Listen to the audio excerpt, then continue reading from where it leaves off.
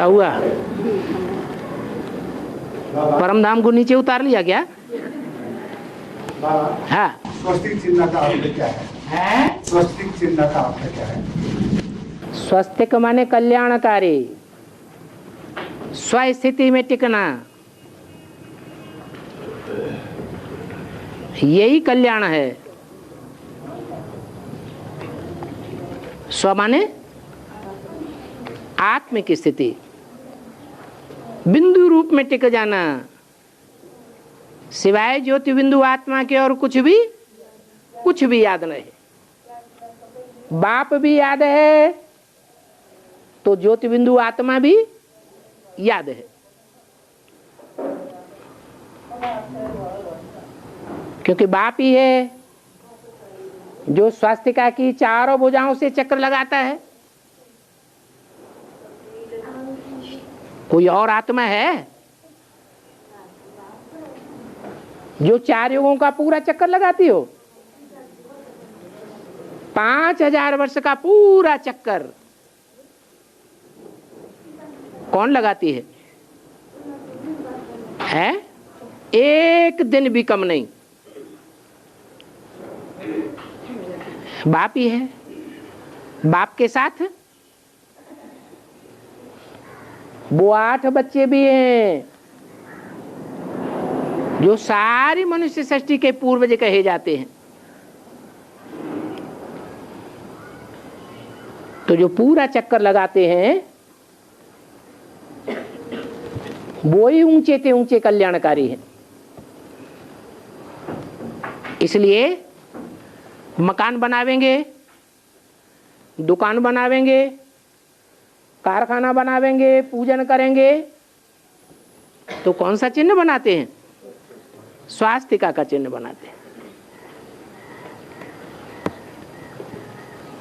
कि हमारी दुकान, ये हमारा घर लंबे से लंबे समय तक कायम रहे। और बाबा, राम कृष्ण की आत्मा कभी युगल बलि नहीं है। राम और कृष्ण आत्मिक स्टेज में हैं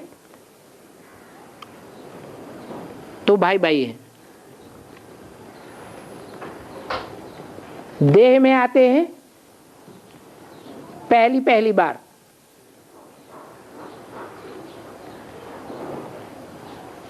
तो दोनों का संबंध जो बनता है वो नाम क्या पड़ता है? क्या नाम पड़ा है? प्रजापिता ब्रह्मा। ब्रह्मा नाम क्यों आया? ब्रह्मा ने बड़ी माँ माने माँ, और प्रजापिता माने बड़े ते बड़ा पिता। तो वो सारी सृष्टि का पिता है और वो सारी सृष्टि की माँ है। कौन है आदि ब्रह्मा? है जगदम्बा। आदि ब्रह्मा भी है और वो प्रजा का पिता भी है। परंतु क्या जगदम्बा संपूर्ण पार्ट है उस समय संगम युग के आदि में, या अपूर्ण पार्ट है? तो जगत पिता और जगदम्बा का गायन किस समय का है? अंत समय में जब संपूर्ण बने तो जगत पिता भी है और जगत की माता चोले से तो है ही, क्योंकि माता तब ही कही जाएगी जब चोला स्त्री का हो। परंतु उसमें आत्मा कौन सी पार्ट बजाती है? ब्रह्मा अर्थात कृष्ण की सोल पार्ट बजाती है। तो दोनों आत्माओं का संपूर्ण बनने पर क्या संबंध बनता है? असली जगत पिता जगदम्बा कौन हुआ? मुरली में क्या बोला है? वास्तव में ये ब्रह्मा ही तुम्हारी जगदम्बा है। ब्रह्मा जगदम्बा है और ये शंकर जगत पिता है। ये जगत पिता का गायन शास्त्रों में भी है। जगतम पितरम वंदे, वंदना की जाती है। तुम ही हो माता, पिता तुम ही हो। तो संगम युग में शूटिंग हो गई तो 84 जन्मों में भी होगी कभी या नहीं होगी? है? होगी। सदैव के लिए नहीं होगी, हर जन्म के लिए नहीं होगी, लेकिन कभी कभी के लिए तो जरूर होगी। और फर्रुखाबाद में बहुत बड़ा मेला लगता है राम की याद में। राम नगरिया लगती है, घटिया घाट। हाँ। और वो लोग वहाँ के बड़े बड़े दूर से संत लोग आते हैं वहाँ। हाँ। 1 महीना पूरा चलता मेला। हाँ जी। तो वहाँ की क्या है यार, राम के जन्मभूमि तो वही हुई, राम नगरिया वही बनेगी जहाँ उसके जन्म होगा। राम नगरिया राम की बसे गंग के तीर, तुलसीदास महाराज की चौकी हनुमत वीर। कौन सी आत्मा तुलसीदास है? हैं? राम वाली आत्मा की नगरी है। तुलसीदास की नगरी नहीं कहते हैं। तुलसीदास महाराज की है तो नगरी, लेकिन नाम किसका दिया? राम की नगरिया। कौन चौकी मार के बैठता है वहां? हनुमान जी महाराज। जहां जहां राम का गायन होता है कहते हैं वहां हनुमान जी जरूर विराजमान हो जाते हैं। कौन है हनुमान? ब्रह्मा बाबा की सोल हनुमान का पाठ बजाती है। तो यादगार बनी हुई है फर्रुखाबाद में। फर्रुखाबाद के लोग मालिक को बहुत मानते हैं। घर का मालिक कौन होगा? बाप ही होगा। तो वो राम बाप जरूर वहां किसी जन्म में घर बना के बैठा होगा। कौन से जन्म की बात है? हैं? संगम युगी आखिरी जन्म की बात है। तो यादगार नगरिया लगती है गंगा जी के किनारे। जरूर वहां गंगा भी बहती होगी। यहाँ तो ज्ञान गंगा की बात है।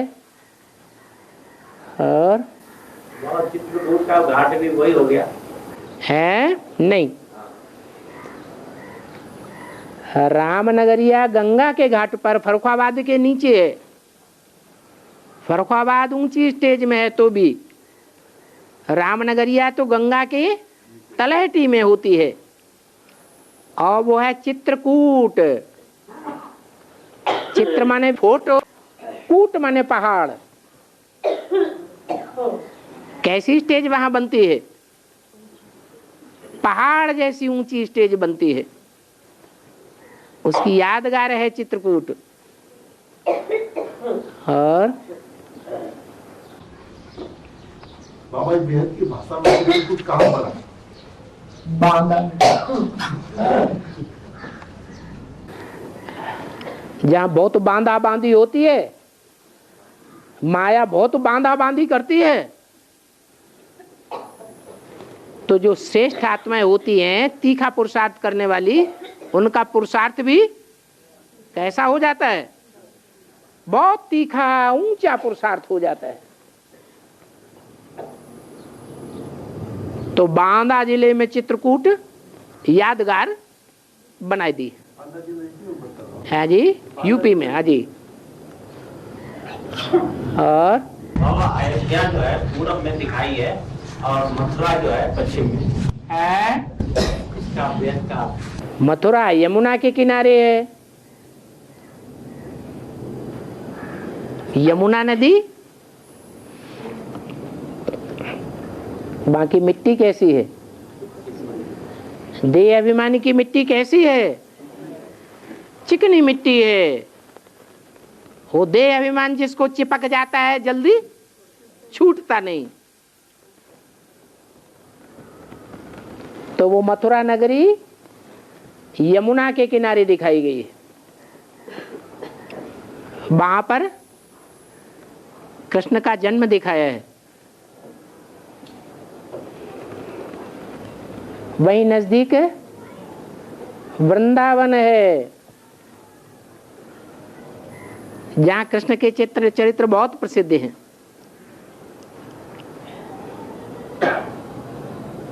कृष्ण और राम दोनों को ही भगवान का अवतार माना गया है।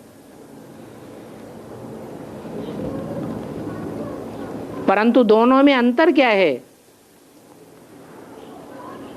एक है पश्चिमी सभ्यता का पाठ बजाने वाला, चरम सीमा तक पश्चिमी सभ्यता का पाठ बजाने वाला, और एक है पूर्वी सभ्यता का पाठ बजाने वाला, मर्यादा पुरुषोत्तम राम।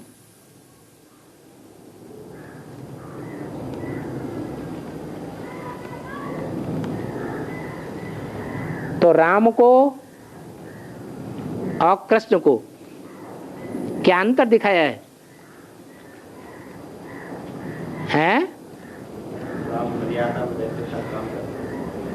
राम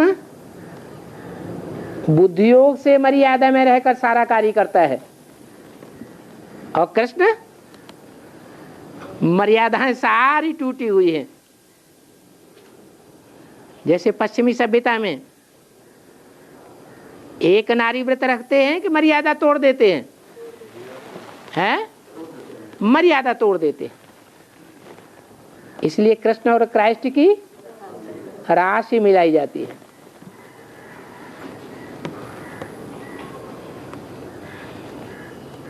क्रिश्चियंस कुत्ते को बहुत प्यार करते हैं।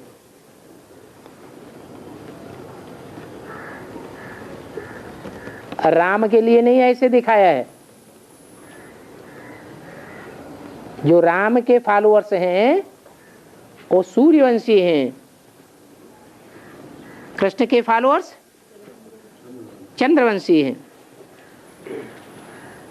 चंद्रमा की कलाएं दिखाई जाती हैं, घटता भी है और बढ़ता भी है। 16 कला संपूर्ण भी होता है। राम तो सूर्यवंशी है, उसमें सूर्य प्रवेश है, सूर्य कलाओं में नहीं बांधा जाता। तो एक पश्चिमी सभ्यता का प्रतीक है और एक पूर्वी सभ्यता का प्रतीक है। इसलिए अयोध्या पूरब में है और मथुरा पश्चिम में है। और बाबा ने वीडियो में बताया कि भारत को तन से मन से बुद्धि से सुख देना है। हाँ, तो लक्ष्मी उसमें पहले निमित्त रहती है सुख देने का। बिल्कुल। तो लक्ष्मी वाली आत्मा तो अभी नारायण वाली आत्मा के कनेक्शन में भी आई नहीं है। कनेक्शन में नहीं आई तो बुद्धियोग से ज्यादा सुख दिया जा सकता है या देह से ज्यादा सुख दिया जाता है? उनके साथ परिचय ही नहीं हुआ है तो बुद्धि। अच्छा, राम का परिचय ही नहीं हुआ? लक्ष्मी वाली आत्मा को वो तो 70 में हुई है जब उसने उससे ज्ञान लिया। अरे वो तो आदि में भी गुरु है, अंत में भी गुरु है।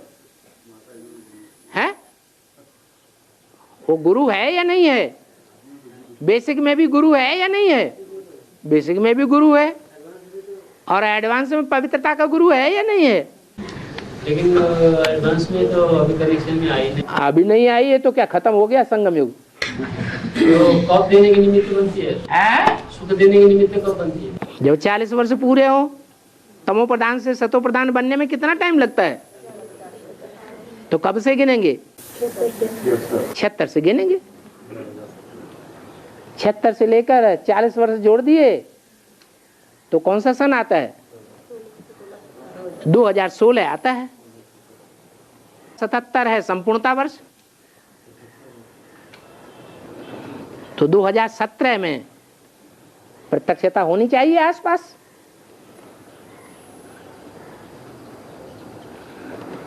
लक्ष्मी निकली और खेल खलास। और है ये लौकिक में कम उम्र में अभी देखने में आ रहा है, जैसे हार्ट का हुआ हैं? ये हार्ट का हुआ, हाँ किडनी का हुआ, हाँ ये कम उम्र में शरीर छोड़ रहे हैं। हाँ। इसका भेद में अर्थ यही है कि यहाँ छोटे छोटे बच्चे आज जन्म लेते हैं और कल अनिश्चय बुद्धि बन जाते हैं। यज्ञ के आदि में जिन्होंने जन्म लिया वो अभी तक काम दे रहे हैं। तो बेहद में लंबी आयु वाले हुए या छोटी आयु वाले हुए हैं? यहाँ तो जन्म लेते ही बीमारी पकड़ लेती है। ये माया की बीमारी है। आजकल छोटे छोटे बच्चे जो हैं, जो प्राइमरी स्तर के स्कूल में पढ़ते हैं, उनको भी टीवी देखते देखते दुनिया की सारी बातों का पता हो जाता है। प्राइमरी स्कूल में ही लव करने लग पड़ते हैं, एग्रीमेंट करने लग पड़ते हैं आपस में। क्या हम आपस में शादी करेंगे? और बाबा वीरेंद्र दीक्षित बाबा कभी साकार लेखा ब्रह्मा से मिले होंगे कि नहीं? साकार वीरेंद्र देव दीक्षित हर जन्म में वीरेंद्र देव दीक्षित का नाम होता है। साकार में है? साकार में इस जन्म में ब्रह्मा इस जन्म में उस जन्म में है। इस जन्म में राम वाली आत्मा और कृष्ण वाली आत्मा उनके लिए बात कर रहे हैं। आत्मा के लिए नहीं, शरीर से, शरीर के लिए बात कर रहे हैं। इस जन्म में। तो वीरेंद्र देव दीक्षित की जो बात कर रहे हैं वो तो 69 में ज्ञान में आती है और 69 के अंत में ज्ञान में आती है या आदि में आती है। और ब्रह्मा बाबा ने कब शरीर छोड़ा? आदि में से 18 जनवरी को शरीर छोड़ा 69 में। तो मिलना संभव है? इस हिसाब से तो मिलना संभव नहीं है। हाँ। और बाबा ये तो इतिहास बताता है। ये वीरेंद्र देव दीक्षित की बात है, क्या राम और कृष्ण की बात नहीं है क्या? राम और कृष्ण की बात है। आप अभी देहधारी की बात कर रहे हैं, कभी आत्मा की बात करते हैं। नहीं, देहधारी में पूछ रहे हैं, साकार में पूछ रहे हैं। तो देहधारी तो वीरेंद्र देव दीक्षित देहधारी है ना? है? हाँ, आपके सामने वीरेंद्र देव दीक्षित बैठा है या राम वाली आत्मा बैठी है? तो उस समय देखा जो ब्रह्मा अंतिम में आप वीरेंद्र देव दीक्षित मिले हैं कि नहीं साकार में? यही पूछा। ये तो आपको पता है, किसी ज्योतिषी ने आपको बताया होगा। अगर नहीं बताया है तो साबित करके बताओ। इसलिए बाबा से पूछा, ज्योतिष ने नहीं बताया। बाबा ने तो बोला है, सुनी सुनाई बातों से भारतवासियों ने दुर्गति पाई है। आपने किसी से सुन लिया है कि वीरेंद्र देव दीक्षित की आत्मा राम वाली आत्मा है, तो आप बोलने लग पड़े। आप साबित करके दिखाओ तो हम मानेंगे नहीं, हम तो मानने वाले नहीं। इसी में कंफ्यूज है, इसलिए बाबा से पूछा ना। कंफ्यूजन है इसीलिए तो कह रहे हैं, जब कंफ्यूजन है तो कंफ्यूजन वाली बात क्यों बोलना चाहिए? जो कंफ्यूजन वाली बात है वो भरी सभा में नहीं बोलना चाहिए। कंफ्यूजन सबको पैदा कर देंगे या सिर्फ एक को ही रहेगा? है वो वाइब्रेशन कंफ्यूजन के सबको फैलेंगे या अकेले में रहेंगे? प्रश्न तो मन में दिल में रखना नहीं चाहिए। बोला जो भी है पूछने का बोला है। हाँ, तो उसका जवाब दे दिया। जवाब ये दे दिया कि राम वाली आत्मा वीरेंद्र देव दीक्षित है, ये तो हम नहीं कह सकते, हमें तो पता नहीं। आपके कान में या तो कोई ज्योतिषी ने बोल दिया है या आपको साक्षात्कार हुआ है या आपने सपने में देखा है? सच्चाई क्या है? सच्चाई तो ये है कि नहीं मिला होगा साकार। हैं? साकार में नहीं मिला होगा, वो तो स्पष्ट है। अब तो मालूम हो गया साकार में नहीं मिला है उस हिसाब। अच्छा अच्छा अच्छा अच्छा। वीरेंद्र दीक्षित की तो बात है कि वो दादा लेखराज से नहीं मिला, नहीं गिरेगा। बात क्लियर हो? हाँ, कंफ्यूजन तो आपको बना रहेगा, बात क्लियर नहीं हुई। बाबा क्लियर हो जाता है अगले जन्म में जो अभी जो आत्मा सेवक रहा उसी का तो दूसरा जन्म में भी जिसको हम नाम दूसरा हो गया जन्म में, जो कि ब्रह्मा बाबा था, दुकान का पार्टनर और भागीदार। कैसे? बुद्धि के हिसाब से जो हमारी जो यज्ञ की समझाओ, यज्ञ की इतिहास में जो लिखा हुआ तो समझाओ। यज्ञ के आदि में क्या लिखा हुआ है? ये 10 वर्ष से रहने वाला मूर्ति में आया है। हाँ, 10 वर्ष से रहने वाला कौन है? 10 वर्ष से रहने वाला हमारे साथ रहता था ब्रह्मा बाबा। इसका क्या प्रूफ है कि वीरेंद्र दीक्षित ही रहने वाला था? वीरेंद्र दीक्षित नहीं, सेवक राम था। सेवक राम था, सेवक राम नाम वीरेंद्र दीक्षित का ही था, ये इसकी क्या गारंटी? चुप। अच्छा, अरे चुप की बात नहीं, सुनी सुनाई बातों से भारतवासियों ने दुर्गति पाई है। नहीं नहीं नहीं नहीं, नहीं तो समझाओ।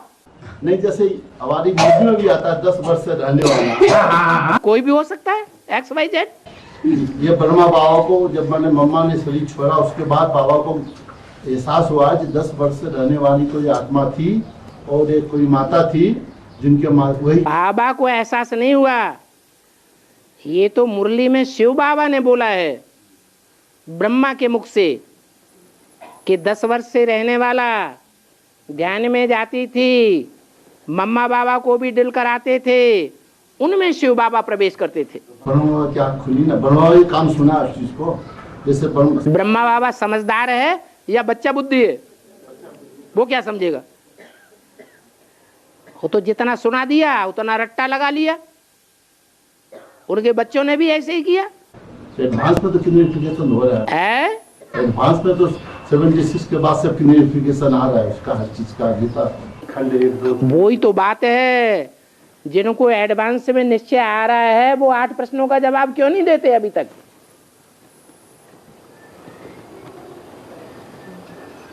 और बाबा शास्त्र में यादगार में पांडवों के साथ पांडवपति भगवान अलग से पर्सनल मिलते हुए दिखाते हैं, लेकिन अभी समय में बाबा पांडव भाइयों के साथ इस तरह से पर्सनल या ग्रुप में मिलते हुए नहीं दिखाई देता। क्यों? अव्यक्तवाणी में नहीं बोला है? अव्यक्तवाणी में तो बोला हुआ है। क्या बोला है? 8 के लिए अव्यक्तवाणी में क्या बोला है? हैं?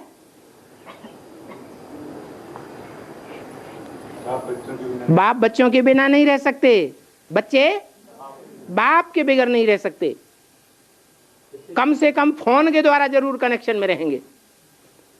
अच्छा, फोन से नहीं तो इंटरनेट से कनेक्शन में रहेंगे। ऐसा कोई दिन नहीं जाएगा जो कनेक्शन में न रहें। तो आप कैसे कहते कि पांडव जो हैं वो पांडवपति के साथ नहीं होते हैं? नहीं, पर्सनल रूप से जो पर्सनल मिलते हैं ना, वो पर्सनल मिलना कैसे होता है? कान में मोबाइल से बात करना पर्सनल बात करना नहीं है? दूसरे कान में बात जाती है क्या? इसीलिए बाबा भरी सवाल में जो पर्सनल पूछने वाली बात नहीं है, भरी सवाल में पूछा जाता है ना। हाँ, पूछो। अलग से मिलते तो ऐसे भरी सवाल में बोलना नहीं, पूछना नहीं होता था। अलग से मिले अलग से पूछो, अंदर से मिले तो अंदर से पूछो। बाबा तो पूछने के लिए क्यों मना करेंगे? नहीं, बाबा शक्तियों के साथ तो क्लास के बाद या क्लास से पहले भी मिलते रहते हैं, पांडवों के साथ ऐसे अलग से मिलते हुए दिखाई नहीं देता। हाँ, आपको दिखाई नहीं देते होंगे, किसी को दिखाई देते हैं, किसी को नहीं दिखाई देते। तो भरी सभा में इसलिए ऐसी बात पूछी जाती है। भरी सभा तो बाबाओं की भी होती है। ये भी वीरेंद्र दीक्षित बाबा है, यहाँ भी सभा है। ये क्या बड़ी बात हो गई? नहीं तो पर्सनल पूछने वाली बात है? पूछे जाते थे। नहीं तो पर्सनल पूछने वाली जो बात होती थी बाबा से, अगर अलग पर्सनल मिलने का जो चांस मिलता तो वही पर्सनल पूछते थे ना। तो कोई मना है क्या? तो मिलते नहीं बाबा, तो क्लास के बाद तुरंत है, क्लास के बाद तुरंत शक्तियों के। वो भी पूर्व जन्म का हिसाब किताब है? वो भी पूर्व जन्म का हिसाब किताब है कि इस जन्म का हिसाब किताब है? इसलिए पांडवों को पूछना। हाँ हाँ, तो पूछो, मना किसने किया है? खोल के पूछो, दिल खोल के। एक बार बाबा अभिक वाणी में जो सुनते हैं, सुना हुआ वो लिखित में जब निकलता है उसमें फर्क होता है। जो छापने वाले हैं वो अगर देह अभिमानी हैं, स्वार्थी हैं, तो फर्क कर सकते हैं या नहीं कर सकते हैं? लेकिन जिन्होंने रिकॉर्ड कर लिया, क्यों रिकॉर्डिंग की वाणी नहीं आती है? तो रिकॉर्डिंग वाली आप पढ़िए, सुनिए। बाबा की अव्यक्त वाणी आती है 7 पन्ने की, 8 पन्ने की। अव्यक्त वाणी जो हम लोग को आती है कागज के पन्ने में है, और 7-8 पन्ने की होती है। अव्यक्त वाणी 8 पन्ने की होती है, तो उस समय टेप रिकॉर्डर नहीं था क्या? नहीं, अभी भी बोल रहे हैं। अव्यक्त वाणी अभी भी टेप रिकॉर्ड होती है। अभी तो इंटरनेट में साथ साथ निकलती है, वो बोलते जाते हैं और इंटरनेट में निकलती जाती है, देखते जाते हैं। हाँ, तो वही सुनिए आप। आपको किसने मना किया कि आप कागज की वाणी पढ़िए? वो नहीं मिला है, लेकिन कागज जो मैंने सुना था उस फर्क। कागज की वाणी को 3rd क्लास बोला है, आप 1st क्लास मान लीजिए ना। और अव्यक्त वाणी कोई मुरली नहीं है, संदेशियों के द्वारा चलाई हुई वाणी, इसको मुरली नहीं कहेंगे। ये धारणा की देव आत्मा की वाणी है, भगवान की वाणी नहीं है, ज्ञान सागर की। रिकॉर्ड किया हुआ उसमें फर्क नहीं है। है जी, रिकॉर्ड किया हुआ उसमें फर्क नहीं है। रिकॉर्ड किया हुआ कैसे फर्क पड़ जाएगा? है कर देता है रिकॉर्ड किए हुए में कैसे? अरे इंटरनेट में साथ साथ निकल रहा है। इंटरनेट तो हर एक के पास व्यवस्था नहीं है। बाबा के जो बच्चे हैं, हर एक के पास इंटरनेट का व्यवस्था कैसे हो सकती? जिंदगी है काहे के लिए? रोटी दाल खाने के लिए है। रोटी दाल में पूरा पैसा लगा दो, इसके लिए जिंदगी है? नहीं बोलता हूँ बाबा, जैसा मान लिया हर बच्चे के पास तो इंटरनेट। तो क्या खर्चा आता है? कंप्यूटर है घर में कि नहीं? कंप्यूटर है तो इंटरनेट में कितना ज्यादा 500 रुपए का खर्च? नहीं तो वो तो मान लिया हर बच्चा तो नहीं रख पाएगा। क्यों नहीं रख पाएगा? है जिसने अपने जिंदगी का लक्ष्य ले रखा है कि हमको तो जिंदगी में यही लक्ष्य है, एक शिव बाबा, तो क्यों नहीं करेगा? हाँ जी। बाबा ये किसी व्यक्ति के लिए भी बोल सकता है क्या? अव्यक्त वाणी में बड़ी सभा में हाँ, उसको संबंधित करके कोई। हाँ, 8 बच्चों के लिए अव्यक्त वाणी में 3-4 साल से वाणी नहीं चल रही है। किसी के लिए, एक व्यक्ति के लिए कोई भी वाणी चलती है चारों ओर के बच्चों से, तो चारों ओर का बच्चा का मतलब यह है चारों दिशाओं का बच्चा हो गया ना। चारों दिशाओं के 4 कोण हो गए, 8 बच्चे हो गए कि नहीं हो गए? 8 बच्चों को इंट्रोड्यूस करके वाणी चल रही है अव्यक्त वाणी। वो पूर्वज बच्चे हैं, सारी सृष्टि के बीज रूप हैं।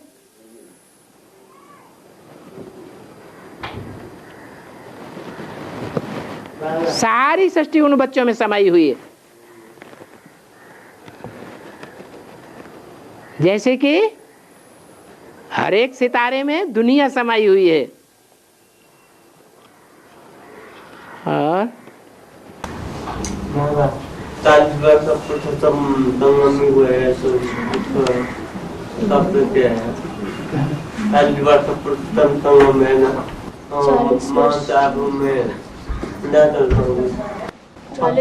जो पुरुषोत्तम संगम युग है, उसके बाद माउंट आबू जाएंगे, उसका अर्थ पूछ रहे हैं।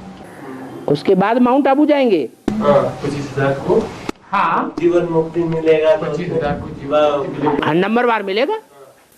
राजस्थान में गाँव प्रवेश किया है, फिर बाबा प्रवेश करते हैं, उसके बाद में देखने के लिए जीवन मुक्ति पाएगा। हाँ, कोई शक है क्या? 40 वर्ष पूरे होंगे तो सतो प्रधान कोई बच्चे बने नंबरवार? नहीं बनेंगे, बनेंगे।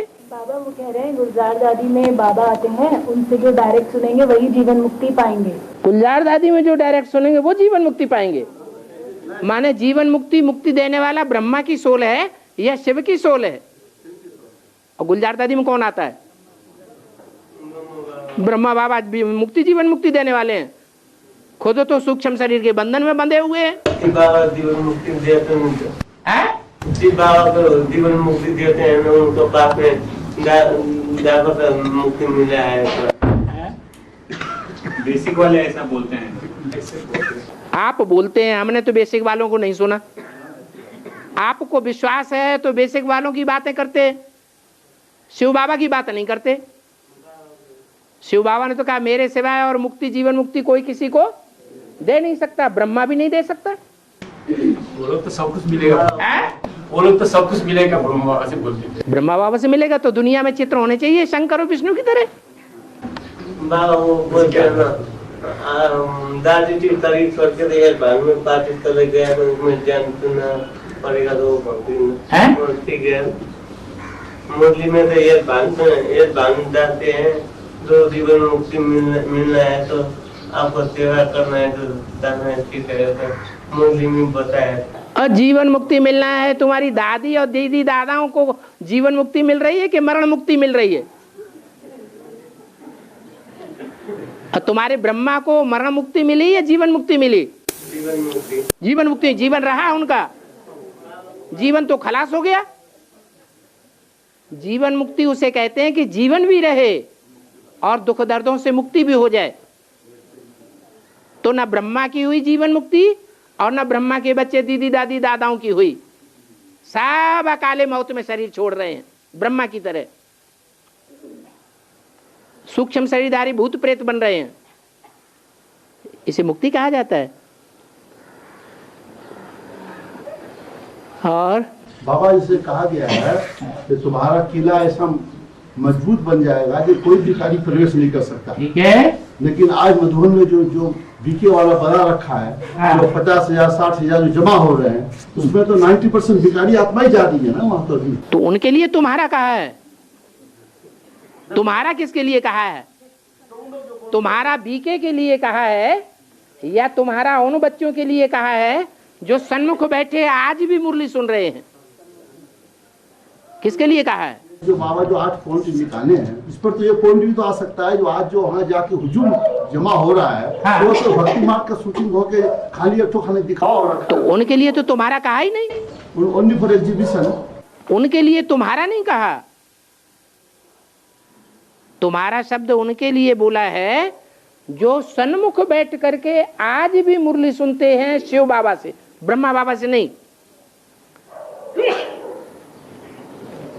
और बाबा भाई माउंट आबू में अंत में क्यों जाते बाबा? भाई लोग बाबा ने आज मुझे ऐसे बोला कि भाई अंत में माउंट आबू जाएंगे, पहले तो माता जाएंगे। माउंट आबू जाने की बात कहाँ बताई है? ऊंची स्टेज में जाने की बात बताई। और ऊंची स्टेज तो 2 हैं, एक तो मुक्ति और एक जीवन मुक्ति। ज्यादा श्रेष्ठ कौन सा है? जीवन मुक्ति में जाना ज्यादा श्रेष्ठ है।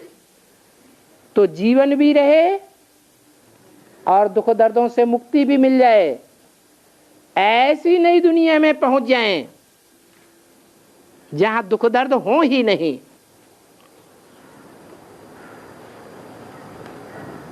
संगम युग में ऐसी स्टेज में कोई आत्माएं पहुंचेंगी जहां पुण्यात्मा ही पुण्यात्माओं का समूह होगा। क्योंकि मुरली में बोला है अंत में आधे पुण्यात्मा बचेंगे और आधे पाप आत्मा बचेंगे। तो पाप आत्माओं की लिस्ट में पुरुष होंगे या स्त्रियां होंगी? ज्यादा है पुरुष होंगे, सब होंगे या नंबरवार होंगे? नंबरवार होंगे। ये तो बाबा स्वभाव संस्कार ये तो स्वभाव संस्कार। हाँ, पुरुष चोला होते हुए भी तो वो भी तो माता ऐसा स्वभाव बन सकता है। ज्यादातर पुरुष होंगे चोले से। आज मान लीजिए कोई स्त्री चोला ही है, अगर उसका स्वभाव पुरुष जैसा है, स्त्री चोला से तो इक्का दुक्का होंगे या 100% होंगे? उनका परसेंटेज ज्यादा होगा या बहुत कम होगा? बहुत कम परसेंटेज होगा। फिर रुद्रमाला के मण के तो फिर पुरुष वाले है ना, चाहे नहीं, वो स्वभाव संस्कार की बात है सिर्फ। रुद्रमाला के मणकों में जो एडवांस पार्टी में चलने वाले हैं वही तो है ना। तो अभी आंखें फाड़ के देखो कि उनमें हर आश्रम में, हर मिनी मधुवन में कन्या माताओं की संख्या ज्यादा है या पुरुषों की संख्या ज्यादा है? तो रुद्रमाला के मणके नहीं है वो कन्या माताएं, उनकी संख्या ज्यादा है या कम है? ज्यादा है। ऐसी कोई बात नहीं है कि कन्याएं माताएं रुद्रमाला का मणका नहीं बन सकती। रुद्रमाला का मणका बनना माना आत्मिक स्टेज में रहना। रुद्राक्ष के मणकों में आंखें, मुख बने हुए हैं, वो मुख लेने की यादगार हैं।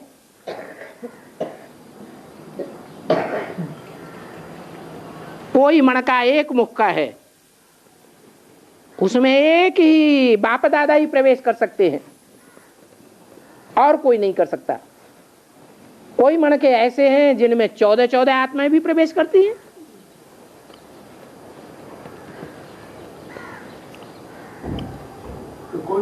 तो जिनमें ज्यादा आत्माएं प्रवेश करती हैं वो विधर्मियों के बीज हैं या स्वधर्मियों के बीज हैं? विधर्मियों के बीज हैं। अच्छा, जिसमें एक बाप दादा प्रवेश करता है वो तो शंकर की आत्मा ही नहीं है, वो तो एक ही बाबा है। इसमें तीनों आत्माएं काम कर रही है। एक शिव बाबा, दूसरा न कोई है। है जो 5 से 7 करोड़ मनुष्य आत्मा है, सब रुद्रमाला की मणका है, इसका अर्थ क्या होगा? क्या? सब 5 से 7 करोड़ सारी रुद्रमाला की बाबा ने ऐसा कहा है मूल्य में। हाँ, इसका वो अंत में बनेंगे जब सांप की आत्मिक स्टेज बन के परम धाम में जाएंगे।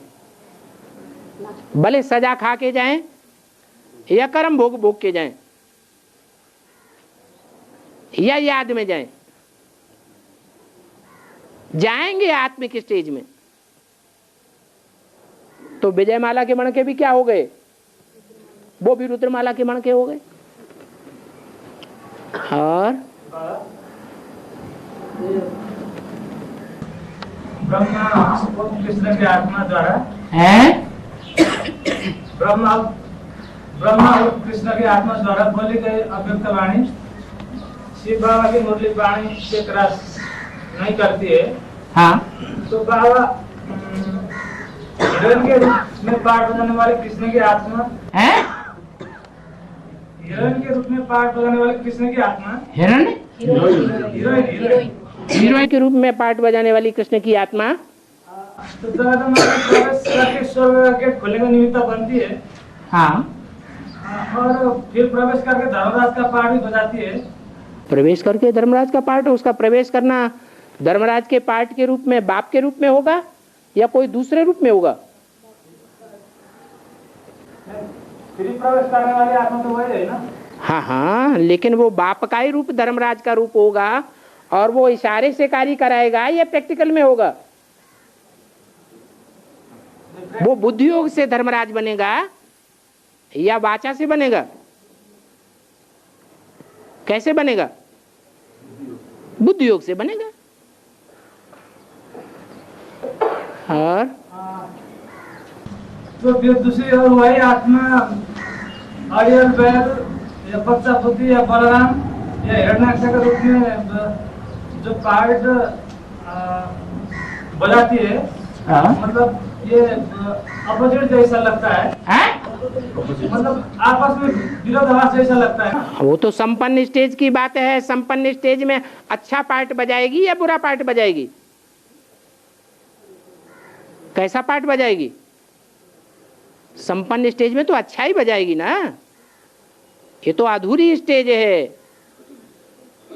जो जानवरों का पार्ट दिखाया है, हनुमान का पार्ट दिखाया है, गणेश का पार्ट दिखाया है। ये उतरती कला की स्टेज की बात है या संपूर्ण चढ़ती कला की स्टेज की बात है? दोनों को मिला के इकट्ठा क्यों करते? कंफ्यूजन ही कंफ्यूजन। अव्यक्त वाणी का मतलब अच्छी स्टेज में आते हैं ना। अव्यक्त वाणी जो उनके द्वारा निकलती है, हाँ, तो वो तो ज्ञान की वाणी होती है। ज्ञान की वाणी होती है, ज्ञान में धारणा की वाणी। हाँ, धारणा की वाणी है। धारणा देवताओं में होती है, ज्ञान नहीं होता देवताओं में। बुद्धू है, अभी तो ब्रह्मा संपूर्ण नहीं बना है। ब्रह्मा की आत्मा की जो वाणी गुलजार दादी में चल रही है वो धारणा की वाणी है या ज्ञान की वाणी है? धारणा की वाणी है, देवात्मा की वाणी है। देवताएं बुद्धू होते हैं या बुद्धिमान होते हैं?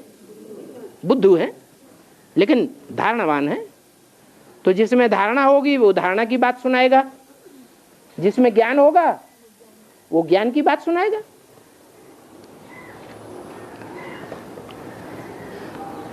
और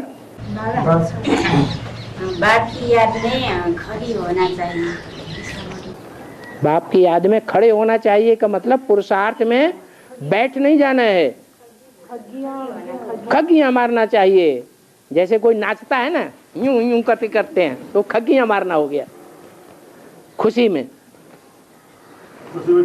झूमते हैं। हाँ, बाप की याद में खुशी में झूमना चाहिए, खग्गियां मारना चाहिए, खुशी में झूमना चाहिए। है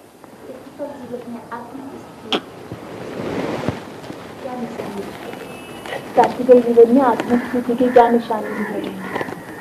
आत्मिक स्थिति की निशानी है खुशनुमा चेहरा दिखाई देगा। जैसे क्राइस्ट को देखो, गुरु नानक को देखो, महात्मा बुद्ध को देखो, शंकर के जो चित्र दिए हुए हैं उन चित्रों में देखो, तपस्या में बैठा हुआ कैसा चेहरा दिखाई दे रहा है? खुशनुमा चेहरा दिखाई देता है। उसे कहेंगे आत्मिक स्थिति। और बाबा जब क्राइस्ट को फांसी में चढ़ाया गया, हाँ, जिस मैंने क्राइस्ट की आत्मा तो किसी में प्रवेश की थी तो उसको फांसी में चढ़ाया गया, तो उस चेहरे को देखने में तो खुशनुमा नजर नहीं आ रहा बाबा। इस तरह क्राइस्ट की आत्मा जिसमें प्रवेश किया, जिसको फांसी में जो आत्मा प्रवेश करती है वो प्रवेश करने वाली आत्मा पावरफुल होती है या जिसमें प्रवेश करती है वो पावरफुल होती है? प्रवेश करने वाली पावरफुल। तो वो भाग सकती है ना, चाहे जब ऐसी कोई स्टेज आएगी तो भाग जाएगी। तो क्राइस्ट को जिस तरह फांसी में चढ़ाया गया, चारों हाथों में किला मार, तो क्राइस्ट को चढ़ाया गया या जीसस को चढ़ाया गया? जीसस को चढ़ाया गया। तो उस टाइम आत्मा भाग जाती है। हाँ जी, वो नहीं दुख भोग सकती। दुख भोगने वाली सतो प्रधान आत्मा होगी या तमो प्रधान आत्मा होगी? जो अनेक जन्म लेने वाली है वो तमो प्रधान हो गई। वो दुख भोगने वाली है तो सूली दुख भोगे। क्योंकि जिस तरह उसको फांसी में उसको हाथ में कीड़ा ठोक के चढ़ाया गया, तो चेहरे में हंसी नहीं थी उसमें। हाँ जी, हाँ जी, चेहरे में कहाँ हंसी? वो आत्मा निकल गई ना। सात्विक स्टेज वाली आत्मा पहले से ही निकल गई। और लास्ट में मतलब अभी द्वापर से इधर जो भी मतलब छोटे मोटे राजा महाराजा हैं, जैसे महात्मा गांधी जैसे आत्मा होती है ना, तो इनकी आत्मा अंत में ये इनकी आत्मा करके जब पता चलेगा क्या है? 500 करोड़ आत्माओं के पार्ट का पता नहीं चलेगा? कम से कम उनके फॉलोअर्स को पहले पता चलेगा या नहीं चलेगा? है जो नारायण के फॉलोअर्स होंगे उनको पता चलेगा, पहले पता चलेगा, दूसरों को नहीं चलेगा। बाबा दूसरों को भी पता चलेगा। बाबा जैसे नेपाल में हमारा 240 वर्ष पृथ्वीनारायण शाह का राज चला, तो पृथ्वीनारायण शाह जो है तो उसका नाम भी पृथ्वीनारायण शाह, नारायण का नाम आता है। चलो, तो इसका 240 वर्ष चला। तो इस पृथ्वीनारायण शाह जो हुआ, पहला जो शाह वंश का जो पहला राजा हुआ, इसका लास्ट राजा ज्ञानेंद्र हुआ, अभी जो गद्दी छोड़ के आज बैठा हुआ प्रजा के बीच।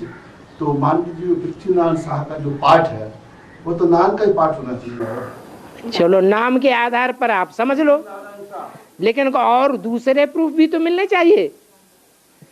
एक प्रूफ से नहीं चलेगा। क्योंकि पूरा नेपाल के जितने भी छोटे छोटे राजाएं थे सबको मिला के नेपाल का एकीकरण किया था। हाँ, तो संगठन की पावर, यूनिटी की पावर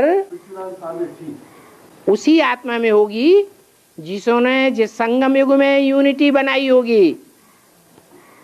अगर संगम युग में यूनिटी नहीं बनाई है तो ब्रॉड ड्रामा में भी यूनिटी नहीं बना सकता। यूनिटी से प्योरिटी साबित होती है, प्योरिटी से दुनिया के सारे काम होते हैं।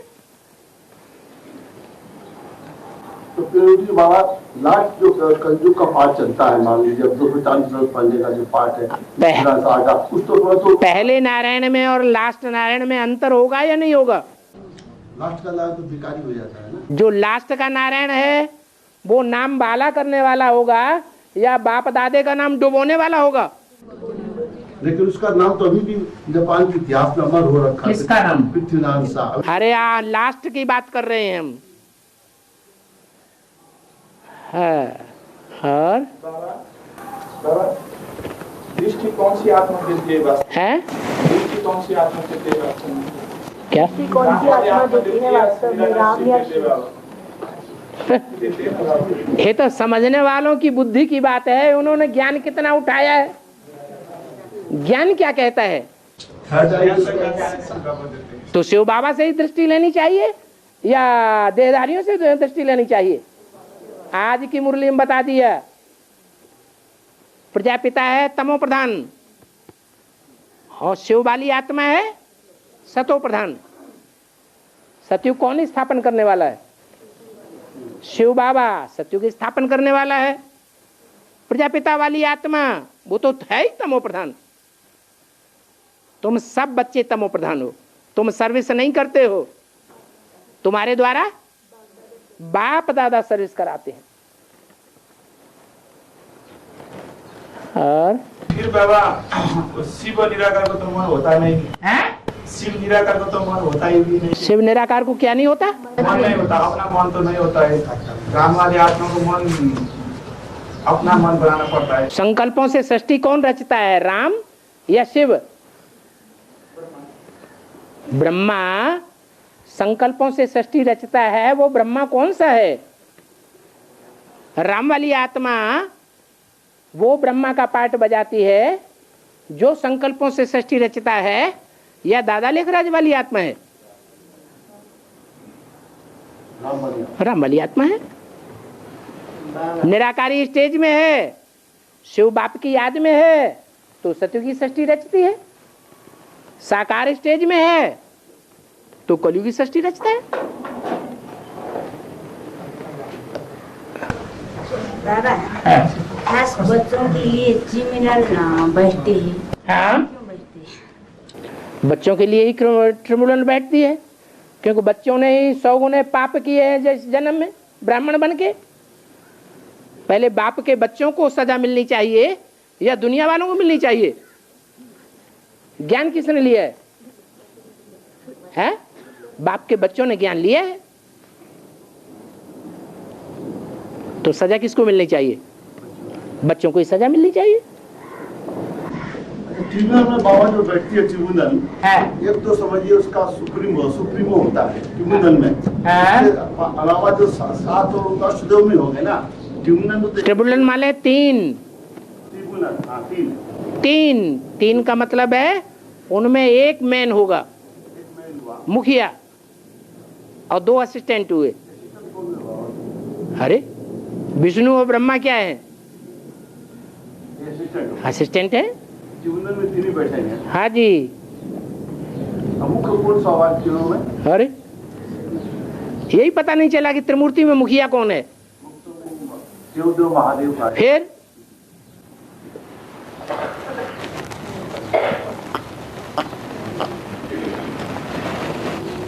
बाबा हाँ, बेसिक में जैसे ब्रह्मा सरस्वती जैसे आत्मा का जैसे बोध होता है। जोर से बोलो ना। बेसिक में हाँ, नहीं, खड़े होने की जरूरत नहीं। ब्रह्मा सरस्वती जैसे आत्मा के जैसे अकाल मौत होती है, हार्ट अटैक आती है बीमारी द्वारा, और उन जैसे जैसे दीदी दादाओं की भी शरीर छुट्टी है तो उनको सूक्ष्म शरीर मिलता है। इसी तरह एडवांस में भी ऐसे दुर्घटना से या हार्ट अटैक आदि से शरीर छूटता है तो उनको भी सूक्ष्म शरीर मिलेगा। कब तक मिलता है साहब उसका? जब तक हार्ट अटैक से या अकाले मौत से शरीर छोड़ते रहेंगे। और फिर वो पुनर्जन्म में जाते हैं? जाएंगे, क्योंकि उन्होंने एडवांस ज्ञान भी ले रखा है। यानी कुछ समय के लिए सूक्ष्म शरीर मिलता है, कुछ समय के लिए सूक्ष्म शरीर मिलता है। हाँ, फिर वो पुनर्जन्म में जाते हैं। बाबा सूक्ष्म बतन में कौन सा चीज है जो बनाने में भी मिलता है और निकालना में मिलता है? बाबा कहते हैं सूक्ष्म बतन कुछ चीज ही नहीं है। बाबा कहते हैं कि सूक्ष्म बतन कुछ चीज है, स्थूल में कुछ नहीं है, लेकिन मन के संकल्प जब सूक्ष्म बन जाते हैं तो संकल्पों के वाइब्रेशन ही सूक्ष्म बतन है। ऊंची स्टेज है ज्ञान की।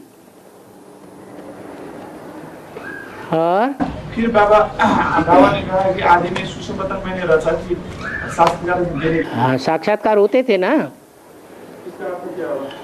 आदि में साक्षात्कार होते थे, जो आत्माएं ज्ञानी नहीं थी, भक्त आत्माएं थी। जैसे ब्रह्मा बाबा भक्त आत्मा है या ज्ञानी आत्मा है? भक्त आत्मा है, तो उनको लिए साक्षात्कार बुद्धि के नहीं चलते हैं, उनको बंद आंखों के साक्षात्कार होते हैं। बाबा जैसे बेसिक में जो तीन स्टेज दिखाया गया था, तो संदेशियों ने साक्षात्कार में देखा, ब्रह्मापुरी, विष्णुपुरी, शंकरपुरी। खाली उनको समझाने के लिए नहीं दिखाया, खाली थोड़ा सा बैठाने के लिए। उनके बेसिक वालों की ज्ञान की स्टेज अलग है और हमारी ज्ञान की स्टेज अलग है। तो संदेशी हमारा स्तर बौद्धिक है, उनका स्तर भावना का है। भावना काल्पनिक हो गया उसको। हाँ, काल्पनिक हो गया। बोला जब मैंने संदेशी ने कहा, जब मैंने सब देखा, जैसे स्वप्न में कोई देखता है, ऐसे उन्होंने साक्षात्कार में देखा। हाँ जी, बुद्धि का स्टेज। हाँ जी, हाँ जी।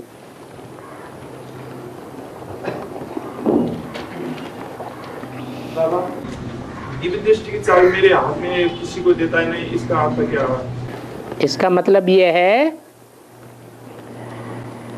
कि शिव बाबा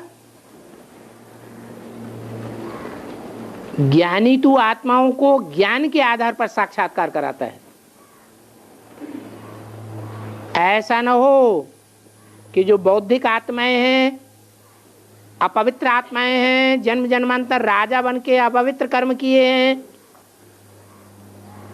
उनको भी वो स्टेज प्राप्त हो जाए जो पवित्र आत्माओं को प्राप्त होनी चाहिए। पवित्र आत्माओं को उठाने के लिए ये बंद आंखों का साक्षात्कार है। ये कार्य दूसरी आत्माओं को नहीं सौंपा जा सकता। पवित्रता और ज्ञान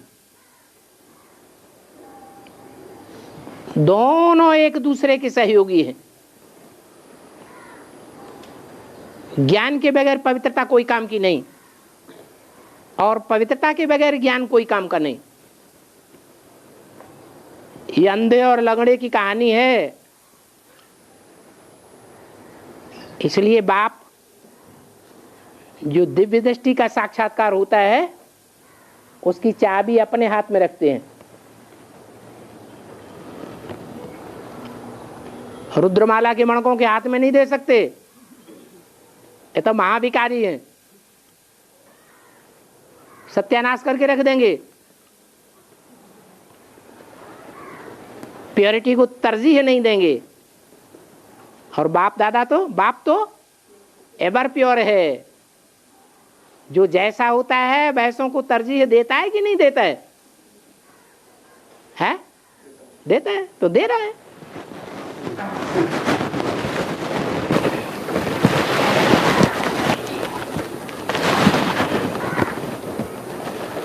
देता है माना बाबा शास्त्र करा देता है। दिव्य दृष्टि के साथ देता है, क्या है सात्विक त्याग करा देता है। हाँ, पवित्र आत्माओं को भी मान्यता बहुत देता है। ज्ञानी तो आत्माओं को भी मान्यता देता है। एवर प्योर है, इसलिए वो पवित्र आत्माओं को भी आगे बढ़ाता है। क्यों? क्योंकि पवित्र आत्माओं को इतना ज्ञान की दरकार नहीं है। 63 जन्म में ज्यादा नीचे गिरे हैं या रुद्रमाला के मण के ज्यादा नीचे गिरे हैं? रुद्रमाला के मण के ज्यादा नीचे गिरे हैं, तो उनको शुरुआत से ही ज्ञान दिया जाता है।